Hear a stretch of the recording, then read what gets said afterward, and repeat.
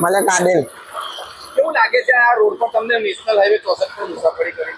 જીવનો જોખમનો રસ્તો છે આ સાહેબ. ને આ ખાડામાંથી જે વરસાદમાં પહેલા વરસાદ ત્યાં ધોવાઈ ગયેલું છે, 1 ફૂટ જેટલા ઊંડા ખાડા છે સાહેબ. તો જીવના જોખમમાં મુસાફરી કરીએ છીએ અમે. આ આમોદની સરકારને અમારે ખાલી આટલી અપીલ છે કે જલ્દથી જલ્દ આ ખાડા પૂરીને વ્યવસ્થિત રસ્તો કામગીરી જે થાય તે ચાલુ કરે સાહેબ. આટલી માંગણી છે અમારી. 1 ફૂટ જેટલા આજુબાજુમાં ગટરો બી આવી છે, ગટરો બી તૂટીને એ થઈ ગયેલી છે. આ કોઈનો જીવ ગટર તૂટીને અંદર પડે તેની રાહ જોઈ રહ્યા છે આ લોકો. કેટલા સમયથી આ ખાડા અને કાદવ કીચડ જુઓ છો? આ જ્યારે બી વરસાદ પડે સાહેબ તે પહેલા જ વરસાદ ત્યાં કામ આવું ખાડા પડવાનું ચાલુ થઈ જાય છે સાહેબ. આ ખાડા પહેલા વરસાદથી જ આ કન્ડિશન છે. પહેલી વાર પૂરીને ગયા, આ બીજી વાર પાછા ખાડા પડીને આ કન્ડિશન થઈ ગઈ રોડની. તમારી ગાડી અત્યારે જે સ્લીપ મારી છે તો શું કહેવું?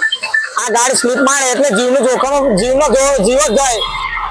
હા, ગાડી લીધે બીજી પાછળથી ગાડી આવે ટાયર ચડીને નીકળી જાય છે. એટલે જીવનો જોખમનો જ રસ્તો છે આ. મુસાફરી એટલે જીવનું જોખમ આ રસ્તો. પણ બીજો કોઈ રસ્તો છે નહીં આપણી પાસે કે બીજા કોઈ રોડ પરથી મુસાફરી કરી શકીએ આપણે.